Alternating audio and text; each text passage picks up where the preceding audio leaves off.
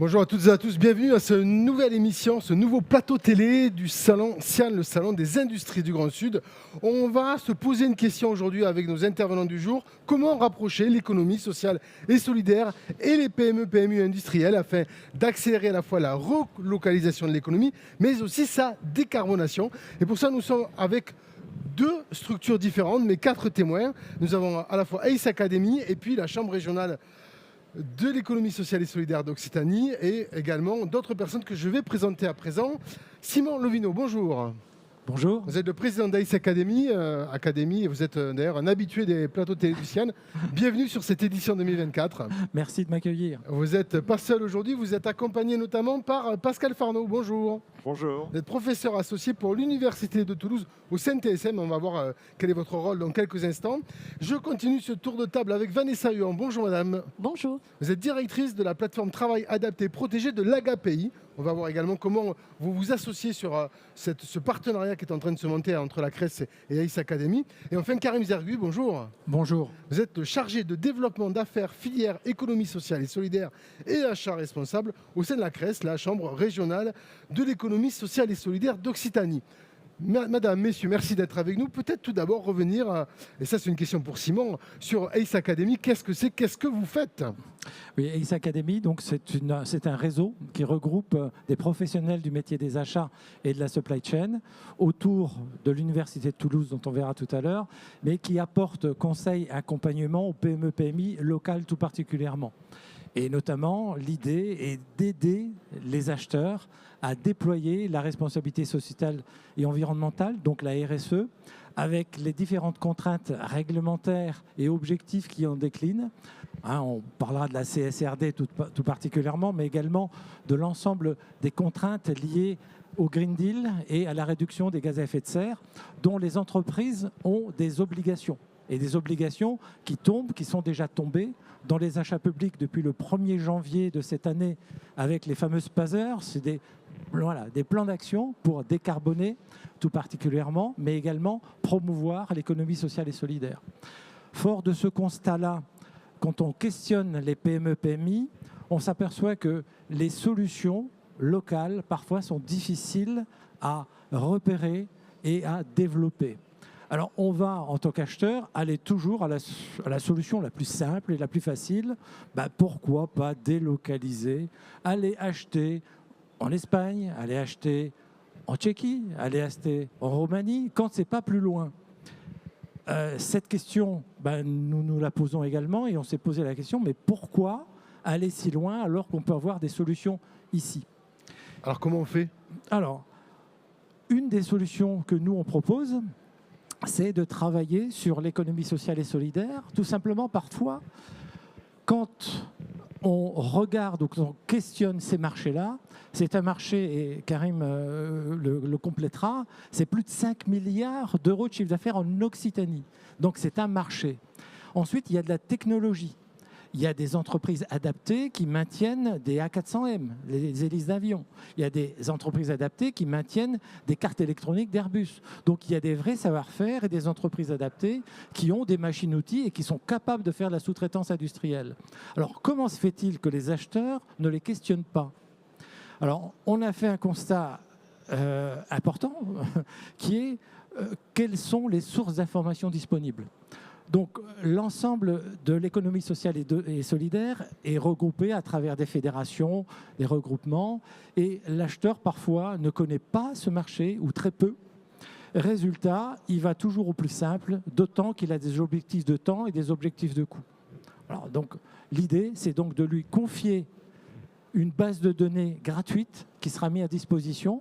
Donc nous nous sommes engagés avec TSM, Toulouse School of Management, sur un projet à 3 ans pour mettre à disposition une base de données nationale.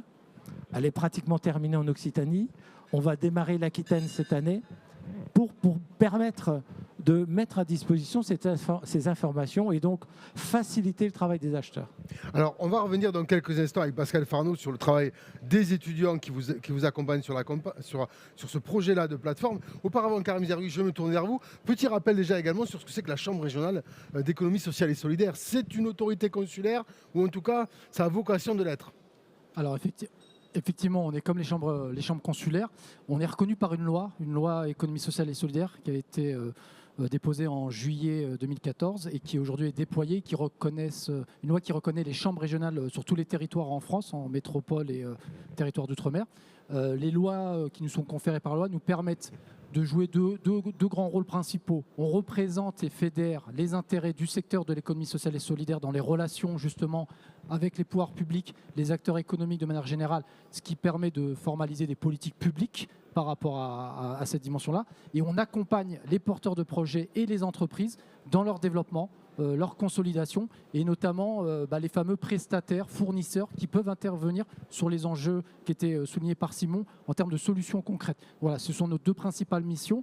Et si vous le permettez, j'aimerais donner 4 chiffres pour aussi comprendre le poids de ce secteur. C'est un secteur qui représente 2,6 millions de salariés. C'est 14% des emplois du secteur privé et c'est 1 million d'établissements et d'organismes en France. Ça, c'est pour l'ensemble du territoire. Donc voilà, c'est pour vous donner une idée. On pèse plus que le secteur du BTP, pour vous donner une comparaison compréhensible. Voilà, mais c'est un secteur qui souffle un petit peu d'un déficit de notoriété, parce qu'effectivement, l'économie sociale et solidaire, ce n'est pas forcément quelque chose d'appréhendable, de compréhensible par tout le monde. Mais nous, le sujet qu'on voulait évoquer aujourd'hui, c'est celui qui va concerner effectivement les prestataires et les fournisseurs, pour lesquels aujourd'hui, effectivement, on a des solutions concrètes sur lesquelles on peut apporter effectivement des solutions dans différents secteurs, et notamment dans l'industrie. D'accord, donc dans un marché un petit peu B2B, si je comprends bien, vous pouvez représenter finalement la ressource pour accompagner les entreprises industrielles plutôt qu'elles délocalisent. Tout à fait, parce que ce qui va caractériser beaucoup l'économie sociale et solidaire, c'est qu'on est sur des activités, des emplois locaux non délocalisables. C'est un des principes forts, c'est que quand vous allez travailler avec ces entreprises, elles vont vous garantir le fait de mettre l'humain et l'environnement au cœur des projets. Et cette dimension du local, elle est très très importante. Et on va la retrouver sur des exemples qu'on va peut-être évoquer pour être beaucoup plus concret. Et par rapport à As Academy, la rencontre, elle s'est faite cette année. Et pour nous, c'était important aussi par rapport à un sujet qui est de comment créer des ponts, des passerelles entre ces écosystèmes et ces acteurs. Parce que l'intérêt de travailler pour nous avec As Academy, c'est en ayant les deux jambes, j'ai envie de dire, dans les achats, auprès des entreprises PME et nous, de notre côté, auprès des entreprises de ESS, et ça a été l'opportunité aussi de rapprocher ces deux mondes à travers ce projet de database. Donc je les en remercie parce que nous ont aussi conviés sur ce salon et pour nous c'est important d'être présents ce jour pour pouvoir faire valoir tout ça. Vanessa Huang, tout à l'heure Simon a parlé d'entreprises adaptées. Vous-même, vous êtes justement la plateforme travail adapté protégée de l'AGAPI. Déjà revenir sur de quoi on parle quand on parle de travail adapté. Alors, travail adapté, effectivement, c'est les établissements ESAT ou en entreprise adaptée. Donc, ESAT, établissement et services d'accompagnement par le travail et entreprise adaptée. Donc, c'est un autre type d'établissement un peu plus proche du milieu ordinaire. Donc, nous, on est concrètement des acteurs de l'économie sociale et solidaire. Donc, on est l'autre chaînon de la chaîne. Donc, on peut répondre. On propose une vingtaine d'activités différentes. Donc, des activités également de sous-traitance industrielle, aéronautique, conditionnement, logistique, pour toute entreprise du secteur et de la région. Et ce n'est pas nouveau puisque c'est une activité que vous suivez déjà depuis de nombreuses années. Oui, voilà, nous on accompagne, donc on est l'AGAPI, on est une association donc, qui accompagne dans le médico-social, qui accompagnons donc à peu près 2500 personnes en situation de handicap sur les territoires du 31, 32 et 81 donc de la région Occitanie. On a à peu près 900 personnes en situation de handicap qui travaillent dans ces différents ateliers. On a de réelles compétences, différents métiers, à la fois de production, de conception. On s'inscrit également dans les enjeux environnementaux actuels des entreprises. Donc on a également développé des activités dans la filière de l'économie circulaire du textile, dans le retraitement des biodéchets. Voilà, on essaye de répondre aussi à la demande des entreprises tout en faisant de l'insertion professionnelle des personnes en situation de handicap. Ah oui, c'est un double défi que vous avez là à réaliser tous les jours, au quotidien. C'est ça. Alors, on va finir ce tour de table avec Pascal Farnaud. Donc, on a vu que effectivement, il y a par As Academy la volonté de créer cette base de données et justement, vous êtes mobilisé dans la réalisation de cette base de données avec vos étudiants. Oui, en effet. On s'est dit qu'il fallait profiter d'une force achat toute neuve pour leur passer les bons messages, leur faire découvrir les tenants et les aboutissants, et que la meilleure pédagogie possible, c'était d'être impliqué dans le projet. Donc en effet, on a démarré cette année, on a démarré lors d'un forum et on a lancé un recensement de toutes les entreprises en accent sur les compétences industrielles pour apporter au réseau ici. Aujourd'hui, les années se suivent, c'est-à-dire que c'est les Master 2 de l'année dernière qui ont démarré. Il y a une nouvelle promotion qui est arrivée, elle prend en main le projet des Socianes et elle va s'attacher à recenser donc, les structures. On a parlé tout à l'heure de l'Aquitaine et après on a bien l'espoir que la base de données soit nationale. Donc les étudiants sont impliqués dans cette démarche, ça les a forcés à comprendre de quoi on parle et ils ont été formés ce matin par la CRES. Ça les force aussi à aller rencontrer les sous-traitants qui sont sur ce salon et à poser la question, est-ce que vous savez ce que c'est que l'ESS, est-ce que vous savez ce que c'est qu'une entreprise adaptée, etc. Parce que là, ils sont obligés de défendre eux aussi le principe. Et ça, en pédagogie, c'est un deuxième axe qui est très intéressant. Et puis derrière, donc, il y aura tout le travail qui sera, je vais dire, en cachet pour constituer la base. D'accord. Où on en est aujourd'hui de cette base-là? Elle est produite déjà pour un département? Elle est en cours de constitution? Alors, elle est produite pour la région Occitanie, pour un type de groupement, c'est-à-dire une fédération qui regroupe un certain nombre d'ESAT. Donc nous sommes en train de l'enrichir et de la qualifier, donc c'est le travail de ces étudiants. Et dès que cette qualification est faite, donc on attaque, je suis vers l'Aquitaine, qui est notre voisin proche, et ensuite on la mettra en ligne pour qu'on puisse déjà la mettre à disposition. Et on espère que la prochaine semaine des achats socialement et écologiquement responsables du mois de mai prochain, on puisse la mettre à disposition avec le soutien du médiateur peut-être. Et donc là, je retourne vers Karim. Donc on essayera de faire jouer les relations pour qu'on puisse, informer l'écosystème des acheteurs. Pour qu'ils soient déjà disponibles, ces informations sont déjà pour certains en ligne, mais pour d'autres, voilà, on a besoin d'aller un tout petit peu plus loin avec l'objectif et peut-être aussi de fédérer d'autres écoles d'acheteurs pour qu'ils nous aident et donc participe aussi à la reconnaissance de l'économie sociale et solidaire, parce que on n'en fait pas assez. On va toujours à la solution plus facile, alors que c'est compliqué d'associer ESS et industrie. C'est très complexe, mais il faut convaincre, il faut se donner plus de mal, il faut négocier en interne, il faut bousculer le bureau d'études, bousculer les cahiers des charges. Et ça, l'acheteur, on n'a pas forcément les ressources et parfois le temps pour le faire. Donc il faut qu'on les encourage et pour leur permettre, d'engager les objectifs de la RSE, mais de travailler aussi sur la compétitivité. C'est aussi un levier et un enjeu. Et la relocalisation que l'on souhaite tous à travers ces initiatives. Karim Zergoui. Oui, pour rebondir sur ce que dit Simon, ce qui était important à nos yeux, c'était effectivement en travaillant avec les étudiants, c'était aussi de sensibiliser les futures générations d'acheteurs à ces questions-là, parce qu'il y a aussi beaucoup d'idées reçues finalement, et le but c'est aussi de lutter contre ça. Derrière cette database, c'est aussi travailler sur le sourcing. Voilà, on n'a pas parlé de sourcing, mais le sourcing c'est très important. Les acheteurs, quels qu'ils soient, de toute façon, public ou privé, ils ont besoin d'identifier très en amont de leurs besoins des solutions pour être rassurés avant de passer à l'acte d'achat. Donc il faut les sensibiliser effectivement sur la place que peut occuper l'économie sociale et solidaire. Pour prendre des exemples très concrets en complément de ceux qui ont été présentés par Simon, Vanessa, si vous prenez l'APF, l'Association des paralysés de France, elle fabrique pour celle qui est dans l'Hérault, dans le 34, elle fabrique des télescopes qui sont vendus dans le monde entier. Vous prenez une entreprise comme Jetsform, qui est une entreprise adaptée, elle est à Mérignac, avec des unités de production en Haute-Garonne. C'est aussi pour montrer que certaines sont implantées à certains endroits, dans certaines régions, mais avec des unités. Et donc on a aussi des entreprises qui essaiment leurs solutions sur l'ensemble du territoire. C'est à peu près 6500 prestataires, fournisseurs inclusifs en France, qui recoupent ce champ de l'insertion par l'activité économique et du travail protégé. Donc on est là aussi pour vous dire qu'effectivement, ces solutions, elles existent, elles ne sont pas toujours bien connues, et donc un projet comme la database qui est développée par les étudiants va contribuer en matière de sourcing à faire connaître ces solutions à un maximum d'entreprises et d'acheteurs en tout cas. Simon Lovino disait que justement c'était compliqué de mettre en relation les entreprises industrielles et le secteur de l'économie sociale et solidaire. Est-ce que vous êtes d'accord avec ça et comment on fait pour faire évoluer les mentalités ?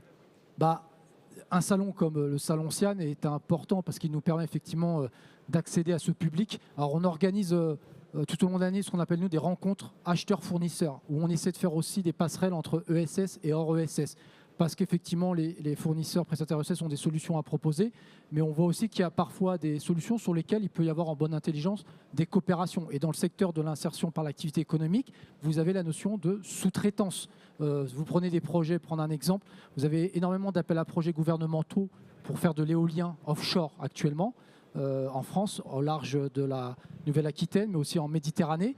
Et là, vous avez des industriels qui recherchent justement, parce qu'ils vont devoir faire de la clause, faire des heures d'insertion, des entreprises du secteur de l'économie sociale et solidaire pour fabriquer les composants, effectivement, sur le plan industriel, des appareils, des machines qui seront utilisées autour de ces éoliennes. Donc voilà, vous voyez, ce sont des exemples très concrets par rapport à l'industrie. Donc l'enjeu, c'est d'organiser aussi des événements. Donc on organise assez régulièrement des rencontres acheteurs-fournisseurs tout au long de l'année où on essaie sur certaines filières, certaines thématiques avec tous nos partenaires, tous les réseaux, les fédérations. Le forum qui avait été organisé aussi l'année dernière, cette année, au mois de mai par AS Academy et TSM était un exemple. La prochaine semaine des achats que Simon a évoquée, elle aura lieu du 19 au 23 mai 2025. Ça y est, les dates ont été cochées. Donc on a quand même des événements qui permettent d'organiser cette rencontre puisque le sourcing, effectivement, il fonctionne par dématérialisation avec des outils en ligne, mais on croit beaucoup aussi dans les rencontres humaines et les salons comme celui-ci sont des exemples qu'il faut effectivement déployer. Vanessa Huon. Oui, je voudrais rajouter également, effectivement, on a de nombreuses compétences dans nos établissements. On a vraiment des outils de production similaires à n'importe quel sous-traitant du milieu dit ordinaire. On a même des certifications ISO 9001. Donc, on a vraiment un niveau. Il faut venir voir dans nos établissements les outils de production et les équipes qui peuvent répondre vraiment, faire du sur-mesure et répondre à des projets industriels d'envergure. On répond aussi, là, on fabrique actuellement, on est classé rang 1 quand même avec Airbus.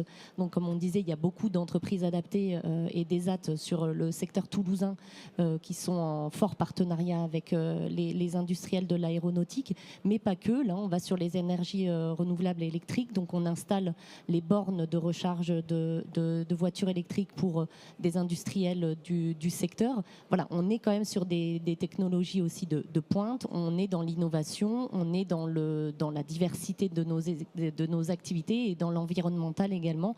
Donc on peut répondre tout à fait aux besoins et aux attentes des industriels du secteur.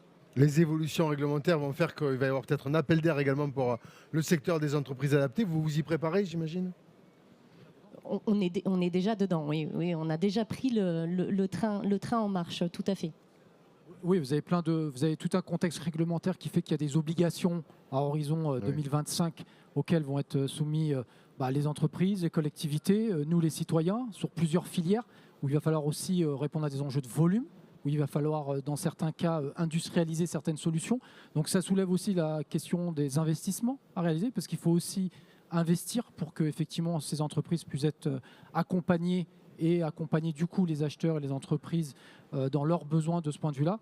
Mais oui, on est déjà avec plusieurs lois qui sont liées à la question des achats, déjà dans le coup. Voilà, je pourrais dire, effectivement, on est déjà dans le coup du point de vue du secteur de l'ESS.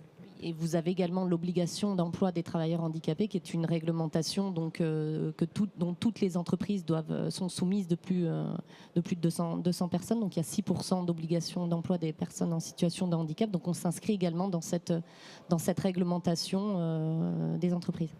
Très bien. Question pour Pascal Farneau. Est-ce que les étudiants avec lesquels vous travaillez sont sensibilisés au secteur de l'économie sociale et solidaire ? Pas vraiment.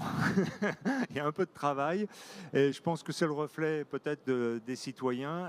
C'est un monde qu'on ne connaît pas du tout, que moi j'ai eu l'occasion de découvrir grâce au forum. C'est un monde qui est pas complexe, qui est très étendu. Il y a beaucoup de spécialités, des choses auxquelles je ne m'attendais pas du tout et pourtant j'ai une culture industrielle et à chaque fois qu'on peut échanger, je découvre encore des nouveaux aspects.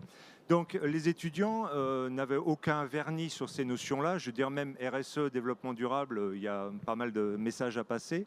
Et par contre, le fait de les engager dans la démarche et surtout qu'ils aient l'occasion de rencontrer des interlocuteurs, l'occasion de voir ce qui peut être fait. On a prévu des visites des AT pour eux, pour qu'ils puissent aller rencontrer les handicapés et se rendre compte qu'il y a handicap et handicap et il y a compétences et compétences. Et là, je pense qu'on est en train de passer vraiment un cran avec eux. Très bien. Simon Lovino, mot de la fin pour vous. Prochaine étape pour AS Academy ? La prochaine étape, c'est de tenir le livrable. On s'est fixé un objectif. D'ailleurs, je tiens ici à remercier les étudiants parce qu'ils ont fait déjà un grand effort et il va devoir décupler cet effort-là donc, pour permettre la réussite et surtout la bonne qualité de l'information.